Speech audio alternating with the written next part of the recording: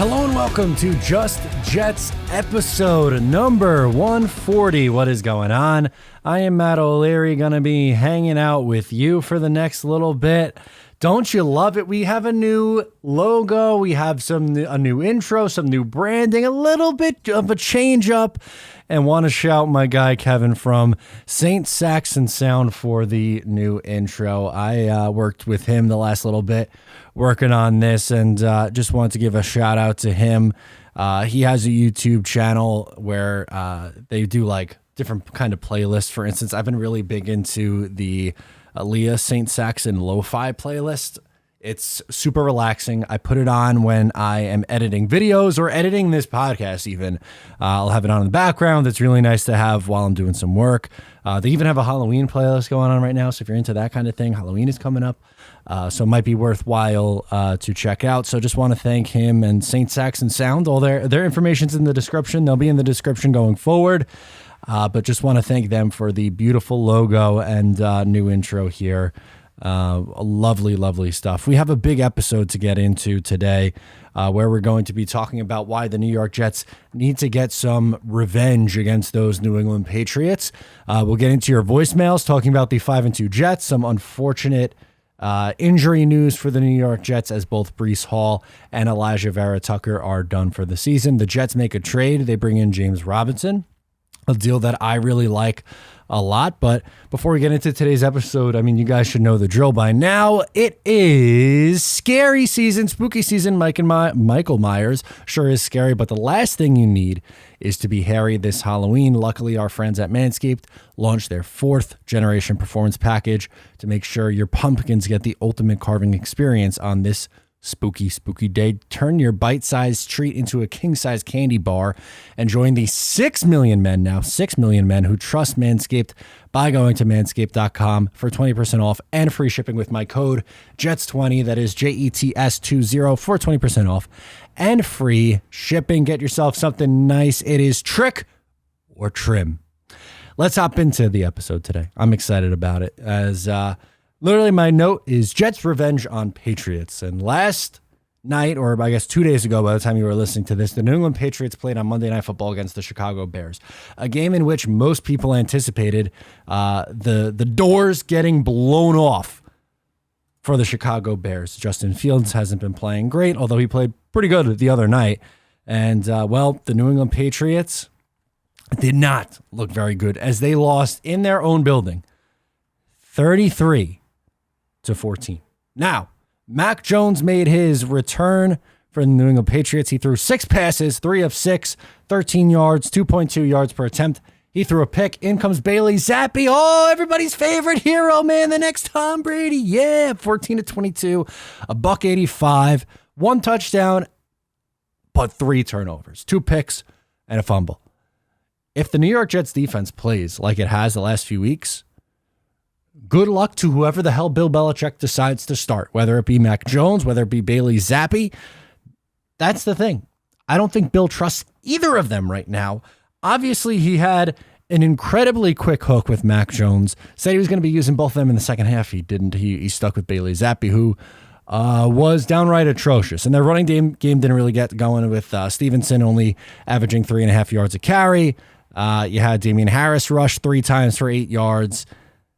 And the last couple of times these Jets played the New England Patriots really stuck out to me and really rubbed me the wrong way. And it's time for the New York Jets to get their revenge on these Patriots. If you remember, specifically the last time these two teams played, it was an ugly game.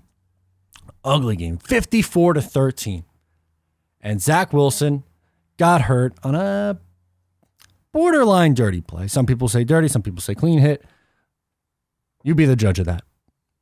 But the offensive line didn't do anything for him when he went down with injury, which was bizarre, but that was the 2021 Jets. Pats also ran up the score, 54-13. Game was out of hand, and Bill Belichick did not stop, did not let up the gas. In the third quarter, they were up 34-13.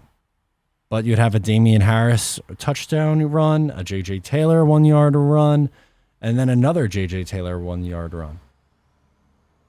54 with 2:59 left in the game, they scored a touchdown. You serious? That's what we're doing? Okay. Robert Saleh said that he wants to keep receipts. And while I was critical of him at the time, he has done a good job of backing that up, whether it be Tyreek Hill's comments from before the season, whether it be the Green Bay Packers deciding to play the Jets instead of getting a bye week after their trip to London. This is the big one for me. Obviously, winning a divisional game against Miami was big. You snapped that streak. But there's a pretty big streak against the Miami Dolphins right now. The New England Patriots, excuse me. The Jets are 0 for their last 10. 16, 17, 18, 19, 20, 21. 12. I can't do math. Shocker. Jets haven't won a game against the New England Patriots since Week 16, 2015. I was in the building. Eric Decker, overtime. We know the drill. We know what happened. Ryan Fitzpatrick, magical year. The Jets win, improve to get to 10-5 on the year before their final game in Week 17. We know what happens then. We don't have to talk about it, but that's a long time ago for the New York Jets for their last win over the New England Patriots. And in most recent history, you had last year the home opener against New England where the Jets stunk up the joint. Zach Wilson threw 4 interceptions, one of his worst games as a pro. And then this last one. Right now, the New England Patriots are reeling. They are 3-4. They are in last place in the AFC East. Nobody has a clue who their quarterback is right now. Who would have thought of the entire 2021 rookie class for quarterbacks that it would be Mac Jones taking a seat first? This is the guy that they were yelling and screaming should have won Rookie of the Year, even though Jamar Chase had a historic season, because he led him to the playoffs. Mac Jones, he's the answer in New England. Until Bailey Zappi showed up and gave you, a game? Did his best Mike White impression. And now he's the answer long-term. Forget your quarterback he took in the first round last year. There's been some ugly ones. 28-14, New England over the Jets to end the 2020 season. 33-0 in 2019. That was the Seeing Ghosts game. 30-14. Jamal Adams interception game. Remember that one? No Sam Darnold. In 2018, you had the 38-3 game. 27-13. 26-6 to close out 2017. Or on New Year's Eve 2017. 24-17 loss in October. The Jets gave him a little bit of a fight in that game. Oh, how about this beauty? Christmas Eve 2016. Was hungover that day. Watched the Jets get blown out 41-3. 22-17 loss in November 2016.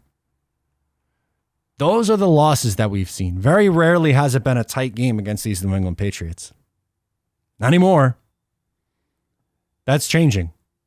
I understand Elijah Vera Tucker's out. That's big. Breece Hall is out. That's big.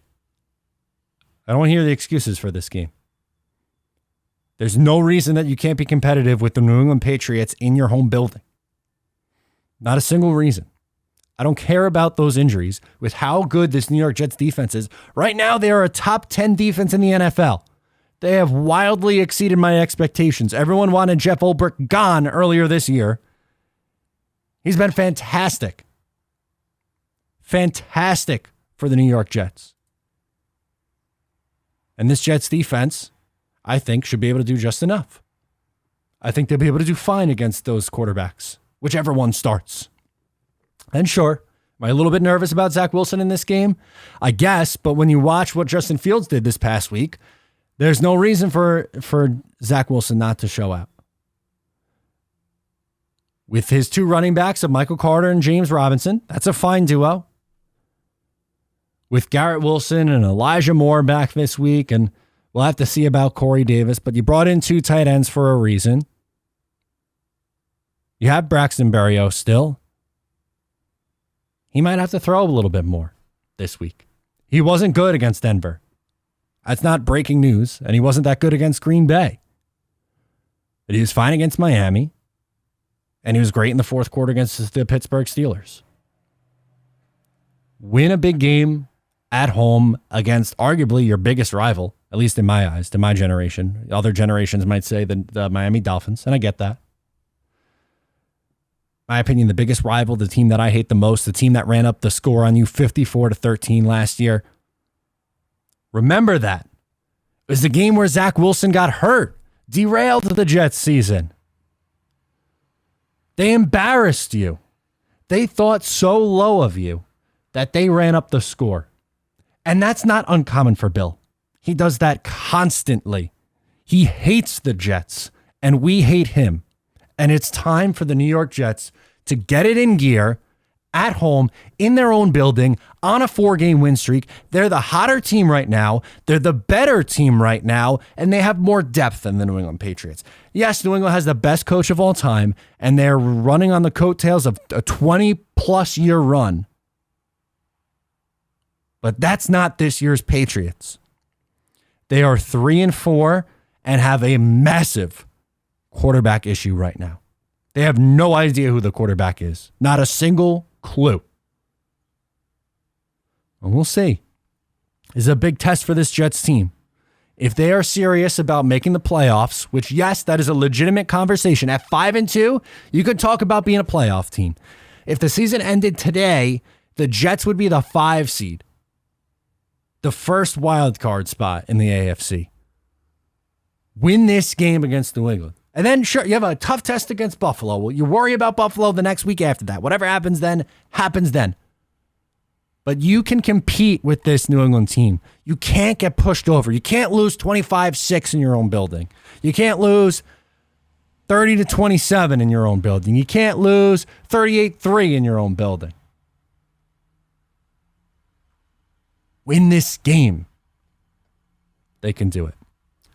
Unfortunately, as I mentioned, Breece Hall and Elijah Vera Tucker are done for the year. Breece Hall was someone that I was very interested in on Mojo, but I wanted to talk to you about 2 other guys that I've been keeping my eye on Mojo, the stock exchange for sports players. They recently added college football, but the 2 guys I want to talk about are the other 2 running backs now that Breece Hall is out. Michael Carter is down a little bit this week, down 4.28%. And I think now's the time to get in on him as his touches are going to go up. He's going to get more opportunities with Breece Hall out. And James Robinson, he's up. He's up 5.49% in his new area. Obviously, hasn't gotten a ton of use down the stretch a little bit here with the Jacksonville Jaguars. They move on. Thank you very much. Joe Douglas flips Blake Cashman's pick for James Robinson. It could turn into a 5th, but I love that. Good move from Joe Douglas. I'm excited. Let's get into those voicemails here on Just Jets. All right, we are going to go out to Tom calling in from New York, and he wants to talk about Zach Wilson's lack of production so far. Hey, Matt. My name's Tom. I'm calling from Corning, New York. What's up, man? And I was just calling in to see what your thoughts were on the situation with Zach in regards to his performance this year. So I like the way that he came out last year playing against, like throwing the ball like crazy, kind of throwing caution to the wind and not really protecting the ball like he should have. I think he got a dose of what the NFL was like. And we saw at the tail end of last year, he got really safe with the ball. And I think we've seen that this year coming out also. I think there's a pretty stark contrast with how he came out last year and how he's coming out this year. I think he's trying to be too safe with the football. And I think that might be some of it, which I'm fine with if that's the case, because it's better to be safer with the ball and then ease your way into being a little bit, to test your boundaries a little bit at a time. I think that's the smarter approach probably, and that's, I think, intentional on the part of the coaching staff and on Zach. But another part of it that I'm wondering is if maybe there's a situation with the play calling. I've heard Saleh talk about, how he kind of views the quarter by quarter chess game of play calling in the NFL. Like you come in with the first quarter with your predetermined plays that you're going to do, and then the second quarter is kind of seeing how that works out. You go into half and you make the adjustments, and in the fourth quarter is when you really hope to be able to take off because you've analyzed what's gone on throughout that game. And I almost think that maybe Mike LaFleur is better at making in-game adjustments and seeing what is actually happening on the field and making adjustments to that than maybe he is at predicting what might be coming in the first, from the game plan of the opponent in the first quarter or two. And so I think it's a common Zach's production situation. Maybe if he's, being too cautious with the ball, which is good, and also possibly play call game planning situation with MLS there. So I just want to get your opinion on that. I appreciate all the content and look forward to hearing your answer. Bye. Thank you so much, Tom, for calling in. Yeah, I think a part of it I think it's a little bit of everything, to be honest with you. One, he isn't throwing the ball as much, 21, 18, and 26 passes the last 3 weeks. I thought he was good against Miami, 14 of 21, which is a 66.67 completion percentage, 210 yards, a 99.3 rating. No passing touchdowns. He did have a rushing touchdown, and he had 10 passing yards per attempt. Against Green Bay, 10 of 18, 55.56 completion percentage, 110 yards, 73.8 rating, no touchdowns, no picks, 6.11 yards per attempt. His worst game, 16 of 26, 61.54 completion percentage, 121, 0 touchdowns, 0 picks, a 72.8 rating. I obviously think that he's going to have to pass a little bit more. We can't see the low to mid 20s forever, but that's kind of how the game plan was going. When you are up big in the second half, you don't need to throw the football. He also, in Denver, a negative for him was he missed some throws that he needed to make. He did. He just flat out did. And I think he tried to spin out and buy some time and extend plays a little bit too much.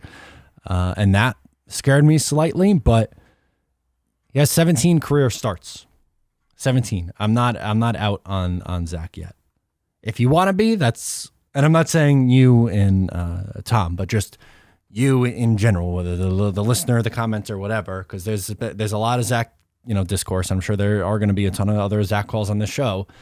I'm not there yet. Does he need to be better? Yes. Does he need to throw more touchdown passes? Absolutely. He only has one so far through 4 games. Get one this week. Maybe get 2 this week. And then you're starting to feel a lot better about those numbers. And hopefully they continue to go up from there. Let's go to Main Jet. He wants to talk about the Jets maybe getting double-digit wins. It's possible. Hi, Matt. This is Main Jet. I just wanted to quickly discuss, it's my feeling that this team can win as much as 11 or 12 games. Now, that may sound absurd to anyone on the outside, but really, this team is playing very, very well, and the only thing that's holding us back is Zach Wilson currently. If Zach picks up his game and starts to play better, with the way that they're currently playing and not turning the ball over and scoring early and often, and we're getting contributions from all 3 phases, look at it. Really, we only have 4 playoff teams left, 2 against the Patsies and 2 against the Bills. And that's the rest of the playoff teams that we face on this schedule. Now, obviously, looking back at the schedule, you could say that the next 4 or 5 or 6 games, that's the upcoming hardest part of our schedule. As much as we thought it was the AFC North at the beginning of the season, now we're reaching the part where it's the hardest, because the Patriots we haven't beaten in 7 years. The Bills we haven't beaten in I don't know how long either. I mean, and the fact is they were always better teams than us. Now, I look at it and I think the Jets are clearly a better team on paper than the Patriots. I think that they can win both of those games, but Bill Belichick will have something to say to that. He's definitely going to shut down our running game, and he's definitely going to take away one of our top receivers. I'm not sure whether it'll be Garrett Wilson or Corey Davis at this point, but we need to learn how to do that, and that's going to require Zach to hit more weapons, hit more running backs out of the backfield, hit other receivers in stride, and the defense, obviously, to do their job and control the Patriots' offense. But I just want to know your thoughts along those lines. I think it's possible for us to win 11 or 12 games. I don't expect us to beat Buffalo, okay? And at that point, that'll elevate us up to 4 losses right there. And then I'm thinking there's at least one more loss in there. I was thinking more than likely the Miami game. Okay. But we have the possibility of winning as much as 11 or 12 games, and I want to know your thoughts. Thanks. Main Jet, thank you so much for calling in. Appreciate it. The Jets are sitting at 5-2 with 10 games left. They need to go to 5-5 the rest of the way to reach double-digit wins. If they go 6-4, then they are at 11, and obviously 7-3. Then you're at 12, and so on and so forth. I'll give you every game the rest of the way. New England at home, Buffalo at home. The bye week, New England on the road, Chicago at home, Minnesota on the road, Buffalo on the road, Detroit on the road. Detroit at home, Jacksonville at home, Seattle on the road, Miami on the road. Can you go? Let's say, let's throw the 2 Buffalo games out as losses. So that's 4 losses right there. Can you split with New England? Now, I would love a sweep, right? Of course I would love a sweep. But as Main Jet says, the Jets haven't beaten them in 7 years. Get one. That's an improvement. So then that is 5 losses on the year. Chicago at home. You got to beat Chicago at home. Minnesota on the road. That's a winnable game. You could lose that one, but Detroit and Jacksonville, the 4 games that I really look at after the bye, the Bears, the Lions, the Jaguars, and the Seahawks. Those are 4 teams that the Jets should beat. Now, I know Seattle they're off on this incredible start to the year, and the Jets, we mentioned it when they were in Denver, they don't usually play well on the West Coast, but those are 4 games that I think the Jets could win. That gets you to 9 right there. The New England, 1 from New England is 5. That gets you to 10-7. Can you steal 1 from the Dolphins? Can you steal 1 from the Vikings? That's how you really put this team over the top. I don't know if I'm at the 11 or 12 mark like you are, but 10 wins really isn't that crazy after a 5-2 start. It's not. There's some winnable games coming forward. And there's some tough games mixed in. Buffalo's extremely tough. I think they are the best team in football. So we'll see. Josh from Idaho is calling in. He wants to talk about Zach Wilson's play on Sunday and the offensive line. Okay. Hey, Matt. This is Josh from Idaho. What's up, man? Like I said, I always just call in, talk about Zach Wilson after the game, and I don't want to hear no slander from him again. Like, he did what he needed to do. I get it. There were some throws behind some receivers. But, again, no mistakes. Like, Brett Rippon lost the Broncos the game. Zach's not doing that. Zach is just managing the game. He's making sure it's getting run smooth. But holy hell, Dwayne Brown was awful today. Every time Zach would make a play or a good run, holding, false start, like, holy cow. And the line did Zach no favors today. No. Freaking ridiculous, man. But you got to give it to the kid. Like, I get it. His stats aren't there. Like, his stats are nowhere there. He's nowhere near perfect, but he's doing what he needs to do. So I just want to get your opinion on that, man. And go Jets. Yeah, there were absolutely throws that he left on the table. And I think, personally, this was his worst game. I know he had the 2 picks against the Steelers, and I believe that's his worst passer rating game. Yeah, it was 59.0. But I think the Denver game was by far his worst game this year and one of his worst games as a Jet. Looking at his career game logs, that to me is one of his worst performances. New England last year was bad. The Denver game also was pretty bad last year, although he threw the ball 35 times that day. But once he returned from injury, there really weren't many games like that at all. Houston one wasn't great, but then the Philadelphia game was a very good one. New Orleans, tough, didn't turn it over. Miami was okay. Did he have a rushing touchdown in that Miami game? He did. Yeah, that was an okay day. Jacksonville game was pretty good. The Tampa Bay game I thought was his best. And then the Buffalo game was an awful circumstance for that everyone. And he didn't throw a pick. 87 passing yards on 20 attempts and 35 completion percentage is atrocious. He was hit, what was it, 17 times in that game? It was something absurd, but I think he has to be better. And I think he will be better. I really expect him to hit his stride after the bye. But with how Justin Fields looked against Miami I keep saying that, against New England this past week, I think he could be okay. I think Zach could be fine. And I think if he starts adding some touchdown passes in and continues to play turnover-free football, then it looks like the Jets have something here.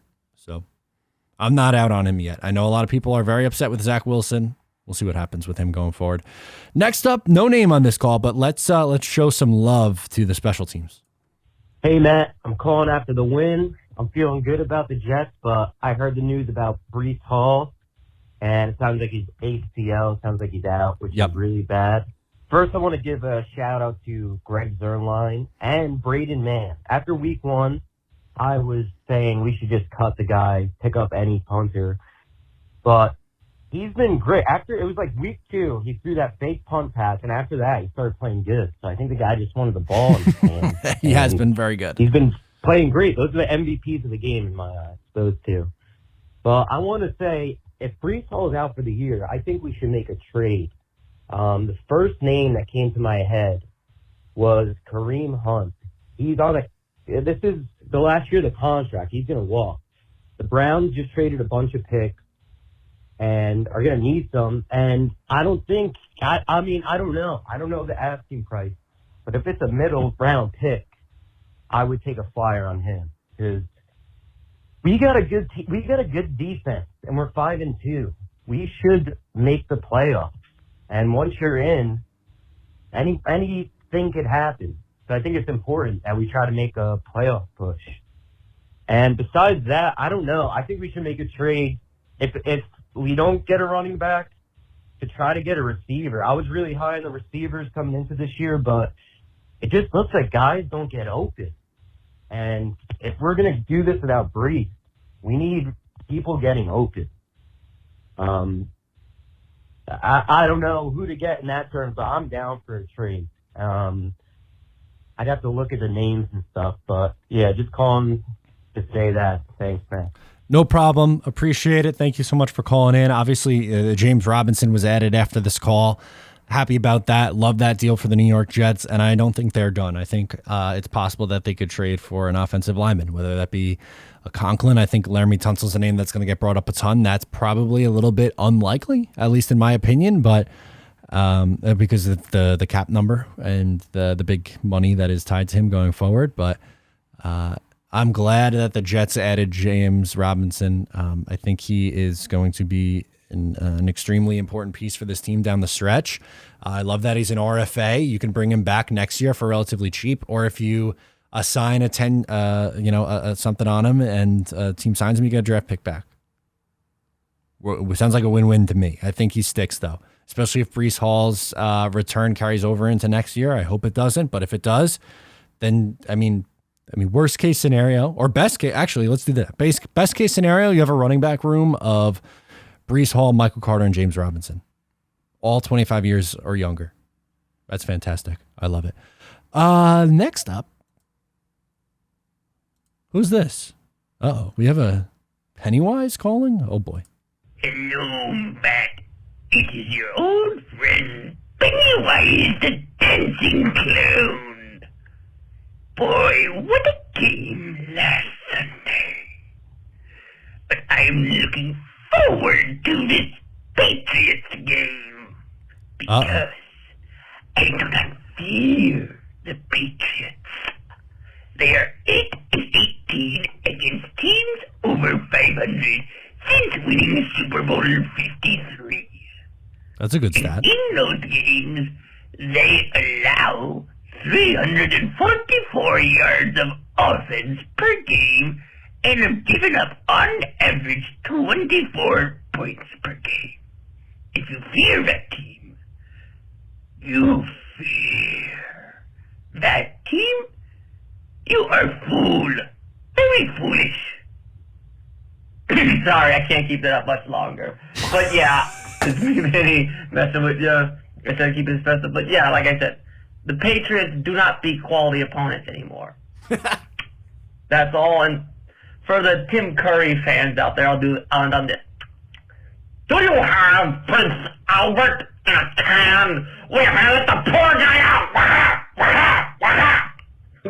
That's all. Go Jets.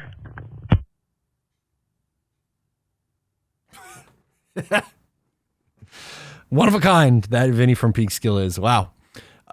Some good stats there from our friend Pennywise the Clown. Things you just absolutely love to see. I think the Jets take care of business. I don't expect them to put up much offense. And I think Zach Wilson has a much better game this week. And I think he quiets some of the crowd right now. Let's do Constantine calling in from Florida. How do you follow up Pennywise? Constantine, let's do your best. Matt, my man, it's Constantine from Florida. Matt, I got to tell you, I feel good today, but in all honesty, brother, when does a win feel like a loss? Even though we beat the Broncos yesterday, our defense played outstanding. Our defense is really starting to come together, and they're starting to really make other teams notice. But the Breece Hall situation, I just can't get my mind around it right now. Sucks. I hope we don't lose him for the season. And if we do, we're just going to have to step up and play big. We're going to have to use our tight ends more. Zach is not turning the ball over, which is a good sign, but he's not lighting up the scoreboard neither. So we definitely need to work a little bit more on our offensive scheme. As far as our defense is concerned, I think they're going to keep us in games. Now, looking ahead in the schedule, we got Patriots, Bills, Patriots, Bears. At best, my guess, we're going to end up with a record of 7-4 after that series of games, because we should split with the Patriots. Tough ask to beat the Bills, let's be honest. And the Bears we should beat. So 7-4 is a lot better than what we were thinking of early in the year. So optimism, I'm feeling it. And I hope all the Jets fans are in Jets Nation. But I can't say that I'm not a little concerned about the Breece Hall situation. I mean, in my eyes, the guy looks like he's going to be the rookie of the year. I know. And look at the touchdown he ran yesterday. I mean, this guy's a world beater, man. He is awesome. So I don't want to get cut off like I did last week, so I'm going to make it short. Thanks, buddy. These Jets are not believing in the old philosophy of the Jets. Even Zach Wilson said it. That's when I got cut off last week. That we weren't around when the Jets were losing. We don't know what that's all about. Nope. So the bottom line is just keep your head positive. Jets Nation, believe, because I do. And go Jets. J-E-T-S. Jets. Jets. Jets. Woo! Go! Love it. Love that energy from our guy, Constantine from Florida, to get us hyped up. Yeah, I think it is. Obviously, there is going to be some concern for not having Breece Hall. That really, really stinks. But you want to talk about the next couple games. There's some tough matches in here. New England, Buffalo, New England again, and then you have Chicago. I think you should go 2-2 through that stretch. I think you split with New England, beat Buffalo. I wish. Split with New England, beat the Chicago, and lose to Buffalo. So that would put you at, what, 7-4. That's a pretty nice spot with 5 games to go. Or no, 6 games to go. They play 17 now, Matt. Not a math guy, never claimed to be. Not having Breece stinks. James Robinson, I think, is a nice fill-in. Robinson, Carter, and you know what? Zach's going to have to step up a little bit. We're going to need to see some more out of our guys. So let's get into, before we get into the next voicemail, A word from our sponsor over at BUSR, busr.com/Matt to sign up to gamble on the NFL. They are the official sports book of Matt O'Leary NY. And right now they have a 150% free play for first deposits up to $2,500. If you want to get in on the action, I've been cashing with the New York Jets the last few weeks. Did it against Denver, did it against the Packers, and also did it against, who the heck did they play before that? Who the heck they play? Miami. There you go. Yes, we are cashing right now. Things you just absolutely love to see. It's been a ton of fun. So get in on the action at BUSR, the official sportsbook of Matt O'Leary NY. Mario is up next. He's calling in from Jersey. He wants to talk about some Zach Wilson sophomore numbers and what the Jets' record will be at the bye. Mario, what's going on, man? It's James from New Jersey. Oh, James from New Jersey. Oh, my God. Google Voice has Mario listed as Mario. I should have listened to the message first. That's my bad. James from New Jersey is calling. He wants to talk about the bye week and Zach Wilson in his sophomore year. Sorry, James. Yo, what's going on, man? It's James from New Jersey. I tried to call you last week, and I just got busy, so I'm back here. How's it going, man? Listen, we're on a winning streak. I can't believe we are 5-2. I don't know. I'm losing my numbers, but we're winning. That's all that matters. I hope this Brees Hall thing isn't as serious as we thought it was. We'll see. Seems like we'll get Tucker back, and we'll get Corey Davis back eventually. But we need to step up. Now, here's my main question. I wanted to call you in about this last week, but I totally forgot. Number one, would you be comfortable with taking, and I'm unfortunately, I hope I'm wrong, I'm taking the next two games as L's for New England and for Buffalo? Would you be comfortable with taking 5-4 going into the bye? I mean, obviously, sign me up. If we can sneak out one of those wins in the next 2 weeks, sign me up as well. But I'm considering 5-4 before the bye. Next order of business. I'm pretty sure in the past I asked you to compare Zach Wilson's rookie numbers with either Sam Darnold or Josh Allen. I forgot. But hear me out here. Is it possible in this episode, or if you get this call, you can compare Zach Wilson's so far sophomore year numbers to Josh Allen's sophomore year numbers in the NFL? Because I don't think Josh Allen did that much either in his second year in the league, but he managed the game and he played when we needed him to play. He played when he needed to play for Buffalo. And the same thing Zach Wilson's doing. So, what are those numbers from year two Josh Allen compared to so far year two Zach Wilson? And do you think, eventually he breaks out eventually year three? Thank you, man. Hope you get this. Hope this isn't a loaded question. As always, go Jets. Talk to you soon. Yeah, appreciate that, James. Thank you so much for checking in with us and calling in here on Just Jets. So a couple things. I really want the win against the Patriots, so I'm going to say no to the 5-4. I want 6-3. That's really what I want to see at the bye. Hell, maybe 7-2, but let's say 6-3. I think is probably a realistic ask. If they do go 5-4, that is still a big improvement and happy, and I'd be relatively happy with that in the grand scheme of things. But coming out of the bye, I would expect to win on the road in New England. I think moral of the story, you gotta be 6-4, probably. Going into the Chicago game would be nice. I think that's a good goal. And right now, you have Zach Wilson at a 57.43 completion percentage. He's throwing for 173.3 yards per game, 1 touchdown, 2 picks. So over a 17-game pace, that's just 4 touchdowns to 8 interceptions. I think obviously the passing touchdowns would need to come up. That's not really going to be comparable to where Josh Allen was. 73.6 rating, a 6.86 yards per attempt. And then let's do for Allen in his second year, it was 58.8 completion percentage, 193.1 yards per game, 20 touchdowns, 9 picks, 85.3 rating. Obviously, year 3 is when he took that massive step, went to 4,500 yards, 37 touchdowns. But if Zach Wilson ends up playing, we'll call it, how many games would that be? He missed 3. So it'd be 14 games for Zach Wilson. Can he get to 15, 16 passing touchdowns, 5 or 6 passing touchdowns, get the interceptions rather, get the yards per game up around 200, maybe a little over 200. I think eventually that's the one that's most likely to come up. Allen rushed for a bunch of touchdowns too that year, though, I believe. I think he had he had 9 rushing touchdowns that year. So I don't know if Wilson's going to get that many, but touchdowns have to go up. I will say I like that Zach's not turning the ball over. That's a plus. Let's do Nick, who is calling in from Georgia, and he wants to talk about Michael Carter and Zach Wilson.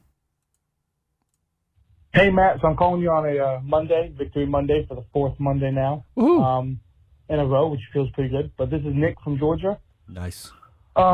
Just wanted to get into a couple things, and I'm probably going to rant a little bit, so That's I do fine. apologize. First of all, Brees looked awesome. The fact that his season might be over is just crushing more for him than I think it is for us in general, just because, he was on pace to, have 1,000 yards and have 500 yards receiving, and he was definitely on track to becoming Rookie of the Year.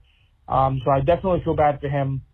Now, if his season is done, I see a lot of people on Twitter talking about let's trade a third day pick for a veteran, and I don't think I'm okay with that, to be honest. I think Michael Carter can carry, a big part of it on his shoulders, and then call up Donovan Knight from the practice squad. I'm pretty sure he's still there. Call him up, let him and Ty Johnson duke it out, and we all liked Donovan Knight in the preseason. Thought he should have made the team over the likes of Ashton Davis or Ty Johnson. So call him up, let him play. And then the last thing I want to get over, and I'll try to make this quick as possible, I promise. Zach Wilson, I know he hasn't been phenomenal. He hasn't, there hasn't been that 70-yard dime, and there hasn't been, just these amazing games by him. But when I look at what he's done, especially yesterday, he's going up against a top 3 defense in the league. So for us we knew going into the game that it wasn't going to be a 400-yard performance by Zach. We knew this. So for us to act surprised when he didn't throw a touchdown or when he had a couple of those off is just mind-blowing to me. Because I saw one guy on Twitter, I'm not going to name any names, but he was calling a pull Zach at halftime. If you put any other quarterback back there, not named Lamar Jackson or Zach Wilson, you have 15 sacks that game. And just the fact that, I know he had that one dumb play where he tried to do a little too much, but the dude is so good. He's like Johnny Manziel, but with better arm and a better potential. So can we please just all relax? It might be a bad take by me, but the dude's going up against a top 3 defense. We knew he wasn't going to light up the stat sheet today. Just the fact that he's gone 3 games without an interception. He's not doing stupid throws, and risking the game. And that's all that matters. Anyway, love you, Matt. As always, go Jets. On the Patriots. Let's go, baby. Thank you so much for calling in. Eventually the passing touchdowns have to come, but I agree. I don't know what people were expecting against the number 1 pass defense in the NFL. That is the hardest team in the league to pass against. They have not allowed a passing touchdown since week 3. I don't know. They won. They won the game. It's not like if he threw 4 picks, it's a completely different story. That's a major issue. But that wasn't the case. That's not what happened here. It's a bit much. I get the frustration from people. I really do. I can't lie. And I'm glad they added James Robinson because while I like Michael Carter, I don't love Ty Johnson and Bam Knight behind him. Now, Bam Knight as RB3, good with, but that's a big ask to have him kind of be the number 2 back behind Michael Carter in that spot. So let's go Nick from DC next, who wants to talk about, I have for the note here, 2 truths about the Jets. Okay. Hey, Matt, it's Nick from DC. So I just wanted to talk about 2 things following the Denver game. First of all, I think there's this rift between the fan base. I think 2 things can be true at one time. The first thing is that this team is winning, and that's awesome, and that's all we wanted, right? Last year, we just wanted meaningful football, in November and December and not to be out of it by Halloween. And we are squarely in a 4-game winning streak, and that's awesome, and I'm so happy about it. And then the flip side can also be true. Zach does not look good. That game was awful. Yes, that was a great defense he was playing. Absolutely. I wasn't expecting him to throw for 400 and 4 tutties, but geez, dude, hit the open guy. Hit the open man. I don't care if, I'm playing Richard Sherman and Deion Sanders and Darrell Revis. If the guy's open, he's open. Hit him. So both things can be true. I'm so happy this team is winning, and yes, I do kind of want Zach to play better. Of course. I think he needs to step it up. He looked great, in the Steelers game. I think he played pretty well, in the end of the game after the Steelers game. Miami. I can't remember which one it was. Anyway, both things can be true. And then the last thing I want to say is for the fans that are calling for trading for a running back to replace Brees, come on, what are we talking about here? Unless it's like, a 7th round pick or a 6th round pick, please don't give up a 4th for Jamal Williams is not going to push us over the edge to be a playoff team. Like, come on, guys. Kareem Hunt doesn't guarantee a playoff berth. Well, let's kind of settle down. It just sucks to see Brees go down. That's really what it is. So anyway, those are my thoughts. But really, congratulations on going full-time content creator. You do a great job, Matt. Thanks, and go Jets. Thank you. I really appreciate that. It means a lot. I'm having a blast doing it. Love doing as much content, and it helps when the Jets are winning. The Jets haven't lost the game since I made the switch, so you're welcome. A couple things. Obviously, I think that's completely rational to say about Zach. He needs to play better. If he plays 10 more games like he did against Denver, that's a major issue. My stance on it is I think he is going to play better as the season goes on. We saw that last year. Obviously, the 4 games, I think he's had 2 pretty good games and 2 not so great games, which is not uncommon for a 23-year-old quarterback. I mean, not all the second-year quarterbacks have struggled at points this year. Trevor Lawrence has looked good, and then he's also looked horrendous. Mac Jones has looked really bad this year after having a really good rookie year. Justin Fields has had a roller coaster season. He was fantastic last week against the New England Patriots, but has stunk at other points throughout the year. Zach, I don't know. I just get frustrated with the people who want to pull the quick hook on Zach, but we're so willing to give Darnold chance after chance after chance. Darnold got 3 years, and I think Zach is going to get the same. And it's going to be a Big 10 game test for him down the stretch. But they're winning games, and he hasn't hit his stride yet. So it kind of just tells you what they can be once he does hit that stride. I think he does. Let's go to Liam calling in from Staten Island. Wants to talk about if the injuries can lead to them making some interesting moves going forward. All right, cool. Hey, Matt, this is Liam from Staten Island. What's up, man? This has been a rough day. This has been a really rough day. Not only am I under the weather, but all these injuries, just rough day for the team. A very, very sad victory Monday. But on the bright side, you got to look ahead. We're 5-2. We're a solid team with a solid defense. I think this may be a blessing in disguise. Now, hear me out. I feel that if you are Joe Douglas, your team is 5-2, you have to treat yourself like you are a playoff contender, someone who deserves to be there. Saul has been saying it all year. We've got to act like this is normal, act like we've been here before. If you are Joe Douglas, this is the excuse to go out, make some trades, make some moves, bolster this team, get a big lineman, get someone that's like genuinely solid in this league. Get a running back. Doesn't have to be, a Christian McCaffrey type, but someone like Kareem Hunt who can fill in at RB1, and you'll still have Carter at RB2. You can make moves on offense now, and you can rationalize it out by saying, look, we're a 5-2 team pushing for the playoffs. We dealt with some injuries. I did what I had to do if for some reason it blows up. But to kind of just admit defeat and be like, all right, we'll ride with who we have this season and, we'll push through. I just don't see that benefiting this team in the long run. I feel like you almost owe it to the defense. They've been so good this year that you owe it to them to bolster the offense and give this defense and the guys who are still healthy on offense a chance to compete for a playoff spot. So let me know what you think on that. I think we should make some moves. Doesn't have to be crazy, but at least something to repair all the damages that have come this weekend. And as always, JETS, Jets, Jets, Jets. Love it. Feel better, buddy. Love that energy. Let's keep the positive energy going. I'm glad that they were able to land James Robinson. I think he's going to be big. The Jets want to run the football. They've made that abundantly clear. And losing Breece Hall sucks. I'm incredibly bummed out about that, but I think you can get by with Robinson and Michael Carter.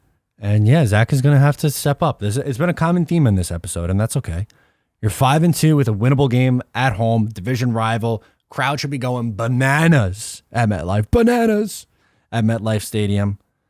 And yeah, I mean, some of the injuries obviously is a little bit frustrating, and we'll see what they end up doing going forward with it. Maybe they added some offensive line help too. Defense has been good. Defense is definitely a positive. Let's close with Ben from Jersey. He wants to talk about the Breece Hall's injury and its impact on Zach. What's that? It's Ben from Jersey. What up, dude? Obviously, the other day we heard terrible news that Breece Hall and Elijah Vera Tucker, probably our two best players on offense, are going to be out for the season, which hurts considering the team is 5-2 and looks like they're on their way to their first playoff appearance in 2010. Seems like we can never have nice things, right? Even if we're winning. But the James Robinson trade makes life a little bit easier for Zach Wilson. He's not Breece Hall by any means, but Carter can perform a very solid running back tandem. But Carter is more of a shifty receiving back, and James Robinson's just a powerful bruiser, can bully you at the goal line. But I just want to talk about the trajectory for the rest of the season and how the second half of the season is a very good chance to see what Zach Wilson is made of. Because Breece Hall was the engine of the offense. He was, ever since Wilson came back from injury, Breece Hall has had a touchdown in every single game. And he took a lot of the stress off of Zach Wilson as he played the role of game manager in the last few games. And he's received criticism for that because we want to see our quarterback throwing for more than 120 yards a game and he gets some touchdowns. The great thing is they cut down turnovers, but especially in the Denver game, he just didn't look good. I'm going to be honest about it. And the Packers game and the Dolphins game, he looked pretty competent as a starter, even though he didn't throw for touchdowns. But the Denver game was just a mess overall. One, because the offensive line was also getting manhandled, and we dealt with a slew of injuries with Breece Hall and Tucker and Corey Davis, and a certain someone just didn't want to play for the team. But that's a story for another day. So I think I hope Zach Wilson takes this opportunity to really show the world what he's made of, because we haven't truly seen it in the stat sheet. Sure, he's 4-0 as a starter, and wins are wins. I'm not going to discredit it, but I want to see a Zach Wilson game where he just lights it up. Sure. That would be the most satisfying thing for me to see, because as much as I love winning, it's a tiny bit concerning that Wilson isn't putting up the numbers that most other quarterbacks have been putting up. So I'd love to see a performance where he throws for maybe like 230 yards and 2 touchdowns and no turnovers. That's something I would be happy about. But as long as we're winning, life is good. We're 5-2. Got the Patriots this week. Hopefully we can win. MetLife is going to be probably the loudest it's been in 12 years since the opener with Mark Sanchez's first home. I mean, yeah, it's gonna be freaking amped up, man, as it should be. In the Patriots' losses this year, I wanted to pull up some of the numbers. Obviously, we talked about what Justin Fields did on them. He went 13-21, 179 yards, a touchdown, a pick, 85-2 rating. He also rushed for 82 yards and a touchdown. He is very, very effective against the Patriots. They beat the Browns. They crushed the Lions. What about let's go to the Packers. What did we see from the Packers? We saw Aaron Rodgers go 21-35, 251 yards, 2 touchdowns and a pick, 89-1 rating. Let's do previous game, Lamar had a big day, if I'm not mistaken. 18 of 29, 218 yards, 4 passing touchdowns, a pick, 107 rushing yards, and a touchdown. For that, you had the Steelers, so they won that game. And then the first game of the year, what did Tua do against them? Tua went 23 of 33, 270, a touchdown, no picks, 104.4 rating. So can Zach Wilson get to 245, 2 touchdowns, something like that? That'd be really nice. And hell, here's my hot take. There will be a game this year where Zach Wilson hits 300 passing yards, because that's the number that people keep pointing to that he hasn't hit yet, but he's going to get there, I think. So that's going to do it for me on this episode 140. Thank you so much for tuning in. We had a very busy episode, but that's going to do it for me. Please make sure wherever you are listening to the show to subscribe, leave a rating and a review. Really helps out a lot. Leave a comment, share with a friend, tell your best buddy, tell your worst buddy. Everybody involved, thank you so much. I'm Matt O'Leary, and I'll talk to you next time.